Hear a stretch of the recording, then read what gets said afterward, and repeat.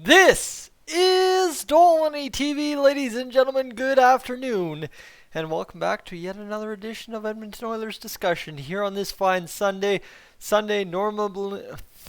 Normally, the day we end up going about a lot of news, and of course today with training camp opening, how can there not be a lot to talk about in Edmonton Oilers land? Now, what I got to tell you is this something I've already talked about?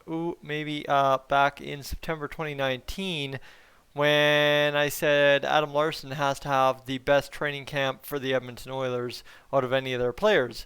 Adam Larsson would then go on to get injured in opening night action and miss several weeks. So, I mean, you can't curse it twice in a row, can you? Or maybe to Evan Bouchard's benefit, I can. Not wishing injuries on anyone here. That's just naturally how it would happen if an injury to Adam Larsson would happen.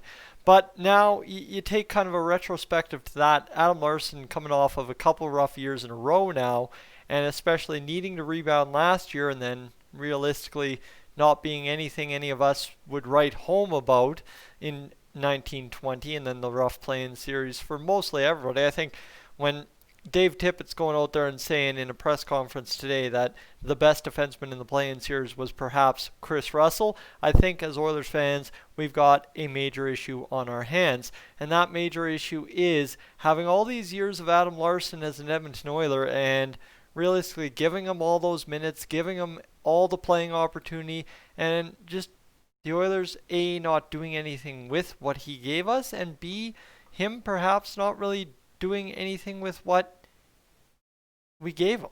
I guess what you could say. The Skellefteå, Sweden native, well, he's a guy who came over from New Jersey in the Taylor Hall trade, right? I think right there the expectations were built up a little bit too much. But again, 19 points in 16-17, we all dream of getting that Adam Larsson back. Almost a half point per game player in the playoffs, and only played the 2 games in the play-in series. Might you add? Okay, I thought I was trying to remember something. That's a long time ago. My goodness. Anyway, and then it's just pretty much been all downhill from there, right? I mean, 10 points in 63 games. I guess that's not, or 13 points in 63 games, 17-18. And what nobody talks about is the 20 points in 18-19, because we'd all rather forget pretty much that season happened based on the circus show that it was. So now you've got Adam Larsson, who really coming into a contract year, and I mean this is an awkward one for Adam Larsson. Like I've already mentioned, Evan Bouchard this is the end of his contract with the Edmonton Oilers. This is probably the end of Adam Larsson as an Edmonton Oiler this season. And for some of us, we may rejoice that. Some of us may very much so hate that. But I think for anyone that's sitting here hating the fact or rejoicing the fact that more than likely after this year Adam Larsson is done as an Edmonton Oiler, it's simply because it's a failed what could have been. Right? He should have been able to go out there and help us go on to a lot of playoff success. So 90% yes, team failed, but at the same point, when the player doesn't pan out in exactly what the expectations might have been coming out of a trade of the caliber of trading Taylor Hall straight up for Adam Larsson. And I'm not saying Larsson's been absolutely garbage either. I'm not saying that. I'm not saying that at all. What I'm saying is simply because, right, you've got product A going that way and product B coming back the other way, and they don't anywhere near really equal in anyone's eyes. I don't think anyone would sit here and argue that the Oilers got the better player in the Adam Larsson Taylor Hall deal, and that's coming from me based on what I've said on Taylor Hall. All right, so I think everybody can agree with me on that if I'm gonna at least go out on that limb and say that. So tough go, right? That's a very tough go. But for us as Oilers fans, now you've seen the product for all these years, and we are on the last chance to get something for it. And for Adam Larsson, he's got, honestly, this training camp is going to be huge for him to get ready to get going for a season in which he pretty much, honestly, Adam Larsson's season is not from here until the end of the 56 games. Adam Larsson's season as an Edmonton Oiler very much so hinges on what he does from now until the trade deadline. That's it. because Adam Larsson, come the trade deadline, depending what else has happened on the right-hand side of the blue line for the Edmonton Oilers, and the emergence possibly of Ethan Bear going into the bona fide number one role for the Oilers, the emergence of Evan Bouchard being an NHL defenseman, Slater Cuckoo potentially taking over on the right side if you need to have somebody in there over somebody on the right side, and then all of a sudden you come up to the trade deadline, whether Adam Larsson's played lots or not, and he has not fit into what the direction moving forward is on the blue line. Well, unfortunately, at the end of all this, it ends in a trade out of town at the trade deadline. And for the Oilers, maybe that's a risky proposition to get value, especially, like I said, product A going out to get him, and him being product B coming in did not equal out to begin with. And then all of a sudden you beat him up, bruise him up for 4 years, and now you trade him for what could potentially be nothing. That's the scary part here. But at the end of the day, you also have to look at getting something for Adam Larsson. But that is only dependent on what he does between now and the deadline. If he's having a great year, are you going to say, hey, you know what, screw this, we have a great right-hand shot defenseman. Evan Bouchard, if we get into the playoffs, he's been there, done that in the AHL. He can do it. No, we're going to say keep Adam Larsson, and we're going to go on a playoff run. You know what? There's nothing better, right? A first-round pick, for us Oilers fans, yeah, generally speaking, those are pretty good. But here's the thing.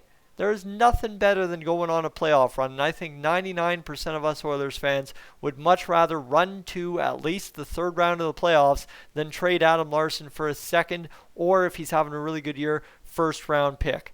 Realistically, the time of dreaming about first round draft picks has long been over since the time we drafted maybe Philip Broberg. No, when we drafted Evan Bouchard, the dream of drafting first overall draft picks should have been over. Now it is done and dusted. Ladies and gentlemen, we got to stop these high picks, and we got to go on a playoff run at some point, and that's where,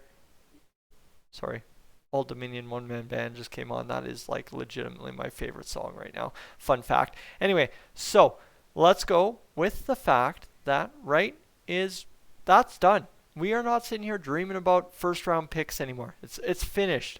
Get over it. And let's move on to what's going to be an important season for the Oilers to go as deep as humanly possible in the playoffs.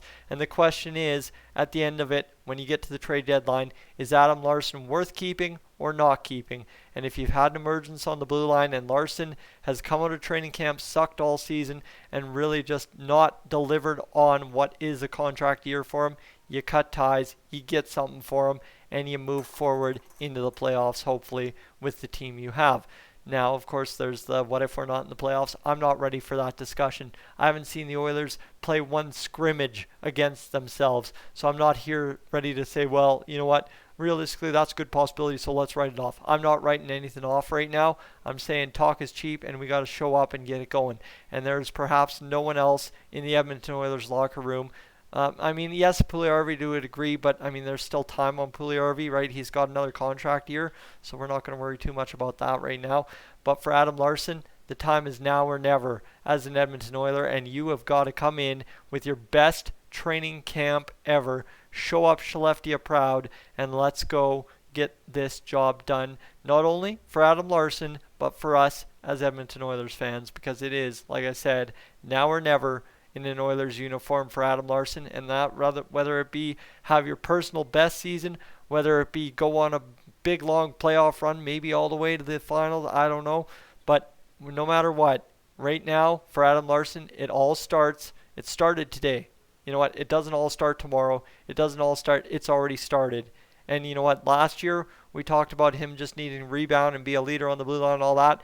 Well, you know what? Didn't pan out quite the way he wanted it to, I imagine. But now, this is it. This is the final stop before the final destination for Adam Larsson as an Edmonton Oiler. So he gets to write his script here, starting today with, do you end up a trade deadline, goodbye, gone out of town, never was, never has been kind of guy for the Edmonton Oilers. 20 points on the blue line. Actually, that's relatively pretty good speaking in 18-19.